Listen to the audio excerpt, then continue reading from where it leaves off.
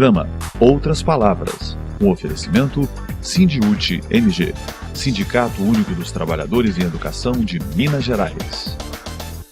No programa de hoje você acompanha uma entrevista sobre a democratização da comunicação e a liberdade de expressão no Educação em Debate. Na atualidade, os educadores mineiros reafirmam sua disposição em lutar por uma outra educação para Minas. O programa Outras Palavras recebe Maria Fro, feminista, historiadora, educadora, autora de coleções didáticas, ativista da educação para uma igualdade étnico-racial, para uma conversa sobre a democratização da comunicação e a liberdade de expressão. Acompanhe. Educação em Debate. Conversamos com Conceição Oliveira.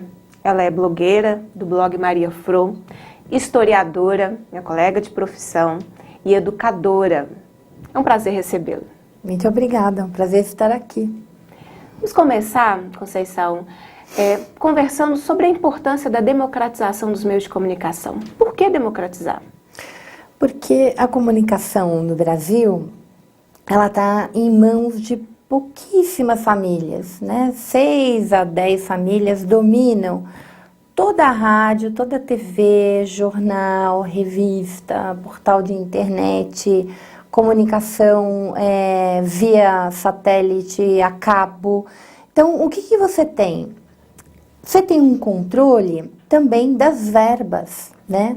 Que essas famílias pegam dos governos municipais, federais, dos MPs, do judiciário, enfim, verbas públicas. E elas concentram tudo isso, melhoram, enfim, produzem, contratam gente. Então, por exemplo, você pode pagar 300 mil reais para a Sherazade dizer que é bacana prender jovens negros em poste e dar porrada. Isso é um exemplo. Ela ganha 300 mil reais para fazer um discurso de ódio cotidiano na TV. Se tivesse democratização, teria Sherazade? Provavelmente teria, mas teria outras pessoas dizendo outras coisas, dizendo, olha, não é a melhor forma de educar e de transformar a sociedade mais segura, né? Voltar à escravidão amarrando pessoas negras em poste e espancando em praça pública. Então, por que a gente quer democratizar? Por que é uma luta tão importante para o país? Porque a gente ampliaria o número de vozes, teria muitas outras palavras por aí, né? Você teria gente discutindo coisas que a gente não vê na TV, e coisas importantes. O que a gente vê na TV hoje? Um discurso quase que único em TV, jornal. Por exemplo, vou dar um exemplo recente que vocês vão lembrar. Toda e qualquer mídia antes da Copa dizia que a Copa ia ser um caos, que ia ser uma tragédia, que o Brasil ia passar a maior vergonha do mundo, que os aeroportos não iam funcionar, que ia cair estádio, que o estádio ia ficar pronto em 2038, era a capa, por exemplo, da Veja. Isso aconteceu? Não aconteceu. Então, era um jornalismo que é um jornalismo mãe de Iná, um jornalismo que prevê o futuro, né? Fala de coisas que ainda não aconteceram. Então, tem um discurso único. Ele teve gente que tinha medo de pôr bandeira, nem torceu pelo país. Isso não é estranho? Isso é jornalismo? Não. Isso é uma campanha, isso é uma forma da mídia colocar suas pautas. E para ela interessava falar mal da Copa. Por quê? Porque uma Copa bem realizada seria, para esse governo que a gente tem uma mídia que faz tanta oposição, seria algo triunfante, né? Já pensou fazer uma super Copa bacana? Então, assim, no meio da Copa o discurso já mudou. Então, não era mais responsabilidade da presidenta. A Copa deu certo porque o povo brasileiro foi bacana. Então, você vê que o discurso, ele sai, ele se materializa, ele vai para um lado, vai por... A verdade é refeita e refeita e refeita. Você fala, se a gente tivesse outros órgãos, tivesse mais rádio comunitária, tivesse mais TVs, enfim... A gente está falando só de concessão pública, hein? Quando a gente fala democratizar a mídia, a gente está falando só de radiodifusão, não estamos falando de mídia impressa, etc. Você teria mais voz, você teria gente que fala, bom, peraí, será que o estádio vai ou não vai ficar pronto? Vamos lá ver? Faz reportagem, trabalha com fato. O nosso jornalismo não está trabalhando com fato. Então, essa é uma luta importante, séria, e, a meu ver, né, e de muitos ativistas, ela é fundamental para a democracia brasileira, porque como é que a gente pode ficar na mão de pouquíssimas famílias que diz para você o que você deve saber, como você deve saber, se você deve saber, e quando você deve saber, e como você deve saber. É perigoso demais 6 pessoas decidirem o que é informação nesse país. Quando ela deve ser veiculada, de que forma ela deve ser veiculada, se ela deve ou não ser veiculada. E vários países do mundo, você tem o que a gente chama de marco regulatório. O que é isso? Nós temos uma Constituição no Brasil que diz o seguinte, são três grandes artigos. Como é que deve ser uma comunicação num país democrático? Esses 3 artigos não estão regulados. A Constituição é de 88 e até agora a gente não conseguiu regular. Na Inglaterra, que é um país super liberal, você tem regulação até da mídia impressa, que não é uma concessão. Mas os canais de TV e rádio, as emissoras de rádio, em vários países do mundo, elas são controladas. Não controle de conteúdo, nada disso. Mas assim, quem pode ter, por exemplo, político, pode ou não pode ter? Isso faz parte da nossa luta, né, de democratizar e regular a comunicação.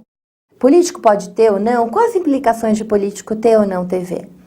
Que tipo de programa que a gente tem que estimular? Um país com 200 milhões de pessoas, com região norte, nordeste, sudeste, interior, litoral, negros, branco, indígena, enfim, com essa diversidade imensa de gente. Será que só as novelas da Globo retratam o Brasil? E será que elas retratam o Brasil? Será que não tem tantas outras coisas bacanas para passar na TV? Será que a gente não tem professores como vocês, jovens, movimento negro, rurais, mulheres, enfim, há tanta coisa para se discutir, se debater? Tem esse espaço dentro das TVs abertas? Então é tudo isso que a gente quer discutir quando a gente fala em democratizar a comunicação. Eu me lembrei de uma experiência, Conceição, em 2011, nós fizemos uma greve, foram 112 dias da rede pública aqui. E nós reunimos 10, 12 mil pessoas nas ruas, o que não é um fato cotidiano, né? E você, no dia seguinte às nossas assembleias, você poderia verificar em todos os grandes jornais, não tinha uma linha. Não, teve um período do silêncio, de que a população não tinha acesso a uma informação básica, que era uma greve de uma categoria importante, que é de 270 mil trabalhadores em atividade, e do porquê da sua reivindicação, né? E aqui em Minas a gente vive há um período grande essa dificuldade da outra opinião, né? Há uma uniformidade e peças publicitárias que massificam muito uma posição uniforme do governo, que são pactuados por outros órgãos, e a gente dificilmente não escuta opiniões diferentes que contribuem numa democracia. Quando você estava falando, eu estava me recordando dessas experiências mineiras. Mas voltando ao marco regulatório, às vezes as pessoas acham que é um bicho-papão, né? Uma coisa do cerceamento da liberdade de expressão, de opinião. Como é a questão do marco regulatório em outros países? Se você puder dizer um pouco melhor para a gente. A Argentina acabou de aprovar a lei, né, o seu marco regulatório. Lá, 30%, 33% dos canais das concessões públicas são privadas, 33% são comunitárias e 33% são públicas. Então, a diversidade que se tem hoje, na possibilidade, então, dessa diversidade é imensa. A Argentina proibiu a propriedade cruzada. O que significa isso? É um monopólio, né? É a concentração de quem tem rádio, TV, jornal, etc. Então, essa propriedade cruzada, que também tem nos Estados Unidos, não pode. No Uruguai, agora acabou de aprovar no México, já tem na Inglaterra, tem em Portugal. Enfim, qualquer país desenvolvido grupos midiáticos não têm o poder astronômico que eles têm aqui. E a gente precisa entender. Tem gente que acha que assim, quer fazer controle político. Eu vou dar um exemplo. Poucos de vocês talvez não se lembrem, mas na década de 90, uma escola em São Paulo foi acusada de cometer pedofilia. Que as crianças, se dizia que as crianças eram abusadas, né, dentro da escola, uma escola de educação infantil. Chamava Escola Base, ficou conhecido como crime da Escola Base. E em 24 horas, Rede Globo, jornais como a Folha de São Paulo e o delegado de polícia ficavam 24 horas no ar falando disso. Foi uma coisa chocante, as pessoas... Porque você manda o seu filho para a escola e a ideia de que o seu filho vai ser abusado dentro da escola é uma situação barbarizante, né? E aí começa a investigação, adivinha o que aconteceu? Não era verdade. Né? Teve exame de corpo de delito, teve uma longa averiguação e não era nada. O que aconteceu com as pessoas dessa escola base, o que aconteceu com a escola, com os professores, com os donos? Tiveram suas vidas destruídas, completamente destruídas. E eles não tiveram direito, nunca foram indenizados, nunca tiveram o mesmo espaço que tiveram de ataque à sua honra, à imagem, à sua instituição. Teve gente desse caso que já morreu e nunca conseguiu dizer com a mesma intensidade que foram atacados, né, ter direito de resposta, que era injusto aquilo. Então, o que aconteceu? A junção de uma investigação precipitada, de um delegado vaidoso que queria aparecer na mídia, com uma mídia voraz, tentando criar manchete, destruiu a vida de um monte de gente. Que não era político, que não tinha nenhum interesse de governo, nada. Então, quando a gente fala em democratizar a comunicação e pensa em marco regulatório, pensa nesse tipo de coisa, né? Todo mundo, numa mídia extremamente concentrada, corre risco de ver mas não é só a categoria dos professores, né, que é criminalizado, mas São Paulo é porque atrapalha o trânsito. Ninguém quer saber por que as pessoas estão em greve, se elas têm direito ou não, se é justo ou não, qual é a situação, ninguém quer saber. Né, mas está atrapalhando o trânsito. Uma cidade que tem pouca mobilidade urbana, né, as categorias, inclusive, têm que pensar que tipo de estratégia que eles podem fazer para não dar mais vazão ainda para uma mídia que já quer criminalizar os movimentos sociais. Enfim, as pessoas precisam entender que num país efetivamente democrático, a voz não pode ser concentrada, né? Ela tem que ser profundamente múltipla, né? Tem que ter muitas vozes aí.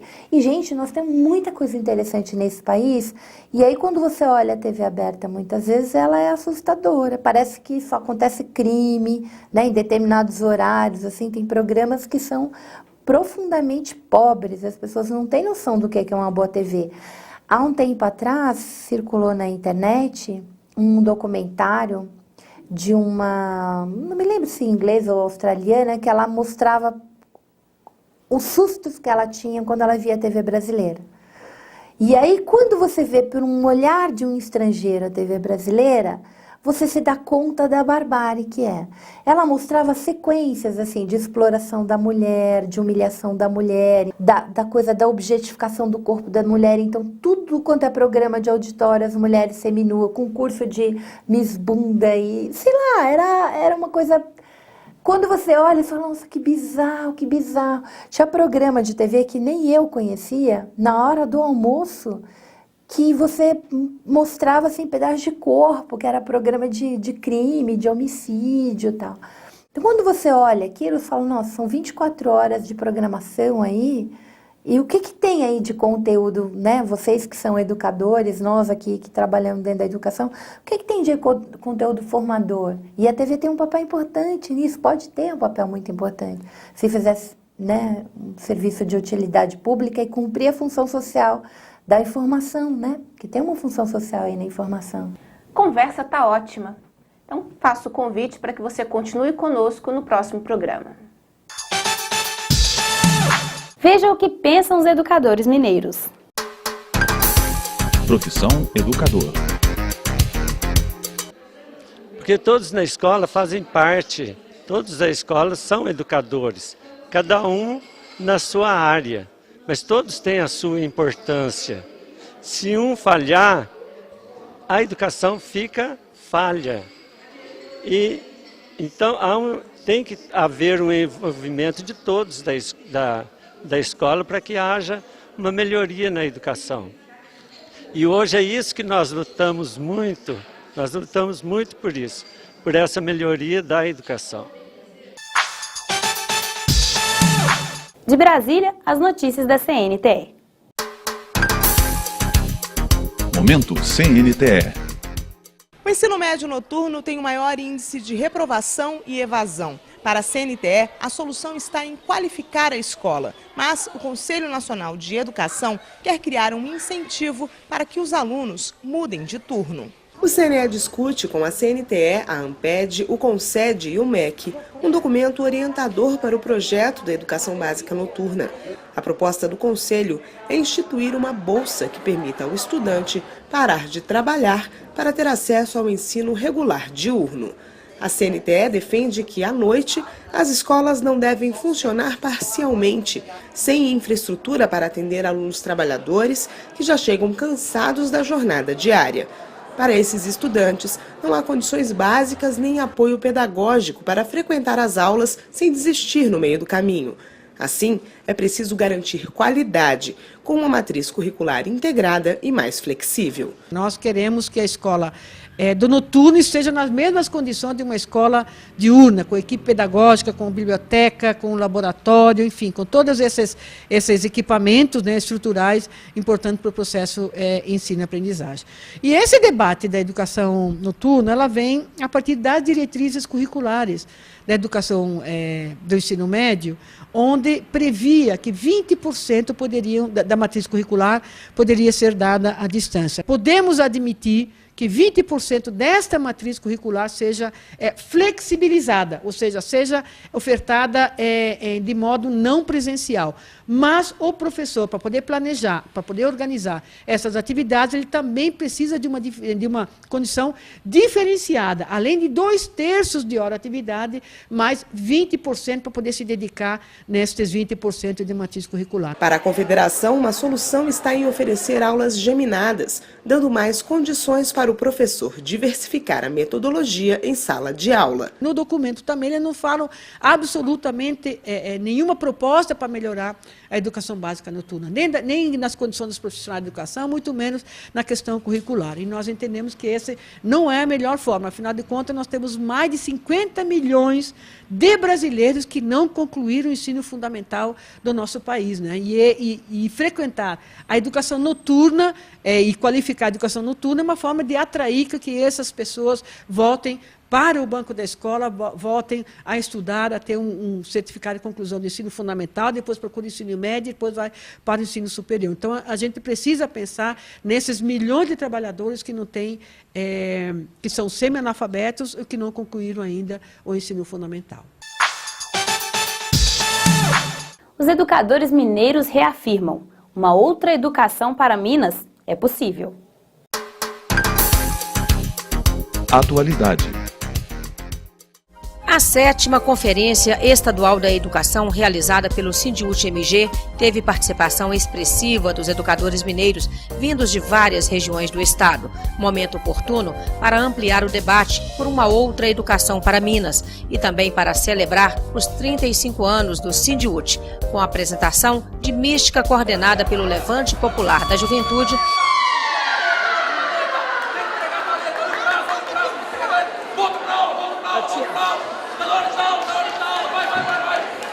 Na escola dos meus sonhos, todos estudam, não porque é uma obrigação, mas porque aprender é o que nos torna humanos. Na escola dos meus sonhos, o que vale é a verdade, que rompe todas as vendas e ilumina a realidade. A escola dos meus sonhos é assim.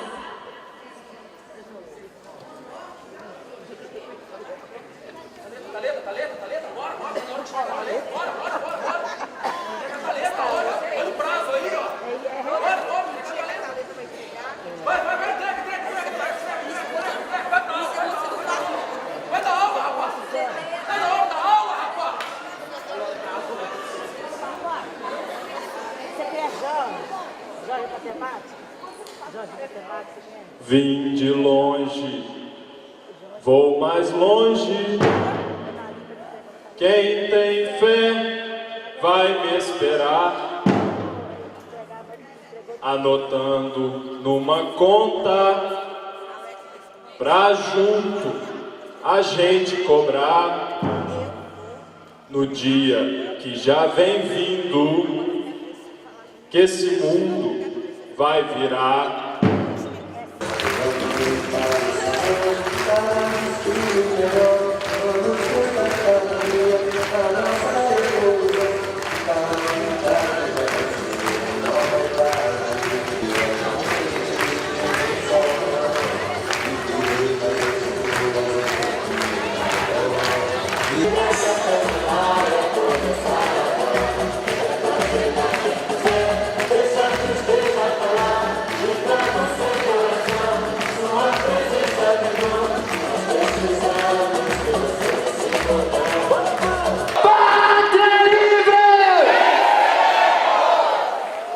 Outro ponto alto do encontro foi o lançamento do selo comemorativo dos 35 anos do Sindiúti, ao reafirmar: faz tempo que a luta pela educação tem endereço certo, o sindicato, por intermédio do Ministério das Comunicações, empresa brasileira de Correios e Telégrafos, lançou o selo personalizado e o carimbo comemorativo e alusivo aos 35 anos.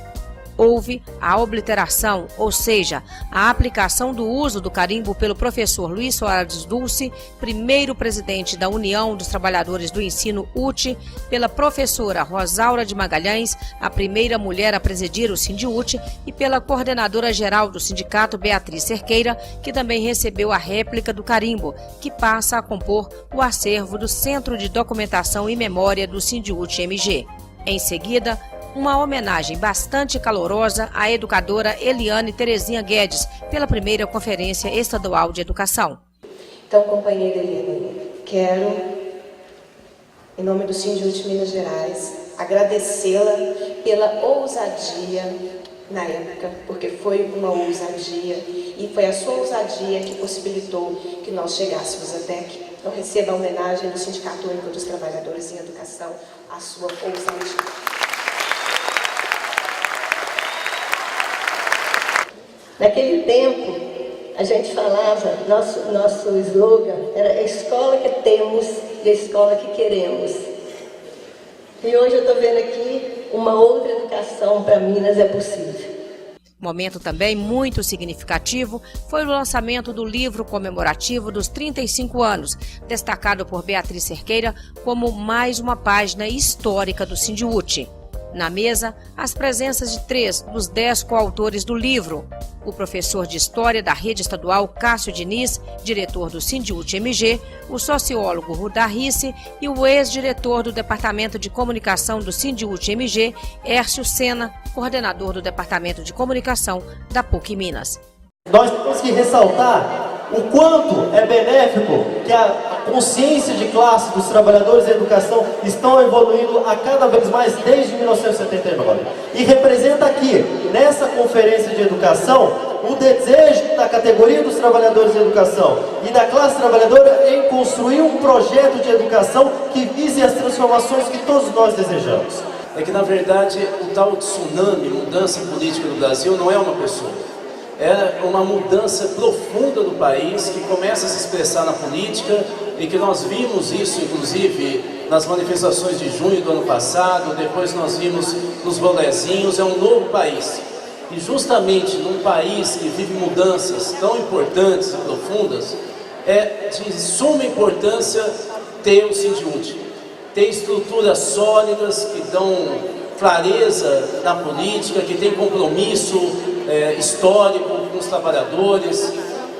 Para nós isso é fundamental. Queria terminar então dizendo, em função disso, que pelo menos aqui em Minas a gente tem segurança e tem um futuro claro, porque Minas tem o Sindiúti. Parabéns. E uma das coisas mais belas que eu pude testemunhar nessa categoria, nesses quase 10 anos de convivência com os trabalhadores em educação de Minas Gerais, foi sempre encontrar no rosto de cada pessoa com a qual a gente pôde conviver nesses quase 10 anos, uma vontade enorme de mudar a educação, uma vontade enorme de mudar os rumos da política em Minas Gerais e no Brasil. E nesse momento, quando a gente vive exatamente uma situação em que a gente luta contra a correnteza de um grande movimento estimulado pelos meios de comunicação, pela despolitização da política, é maravilhoso poder ver e contar com mais de 1.600 pessoas dizendo: não, isso nos pertence. Nós estamos aqui para discutir política, sim, para discutir a política educacional e para discutir outros rumos para a educação em Minas Gerais. Isso faz não só a gente ter orgulho de ter pertencido a essa categoria, mas a gente ter a certeza de que nós podemos acreditar nas melhores experiências dos trabalhadores, dos movimentos sociais, porque um horizonte melhor seguramente existe quando as pessoas não desistiram dele e transformam sua vida numa batalha por dias melhores. Estes últimos anos foram muito difíceis. Nós enfrentamos um endurecimento do governo, uma criminalização e uma judicialização das lutas, como nunca se viu no Estado, fazendo inveja aos ditadores militares. Por isso que, ao pensar nos 35 anos, a direção estadual quis fazer uma celebração.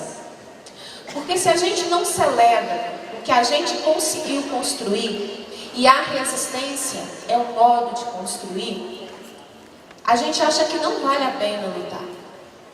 Aí a gente desiste. Então essa mesa, que foi constituída simbolicamente, que não é uma simples mesa de abertura de uma conferência, teve a tarefa de recontar um pouco essa história. E nós mostramos à elite mineira a nossa capacidade de estarmos no mesmo lugar, trabalhadores sem terra, juventude, movimento dos atingidos por barragem e movimento sindical. O Quem Luta Educa hoje é resultado dessa articulação que nós fomos protagonistas. Eu queria agradecer, em nome da direção, as pessoas que naquele tempo recorde fizeram os textos para o nosso livro.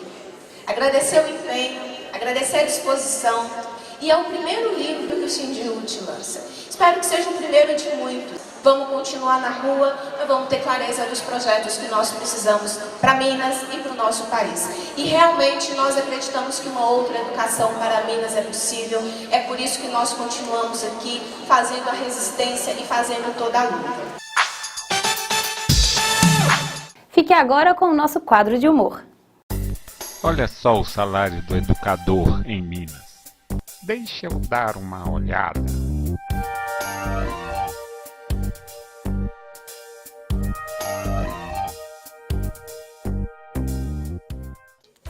Alô? Oi, Cida, tudo bem? É o Léo, aqui. Eu vi essa cidade na televisão mostrando um programa do governo de Minas, reinventando o ensino médio. Chique, hein?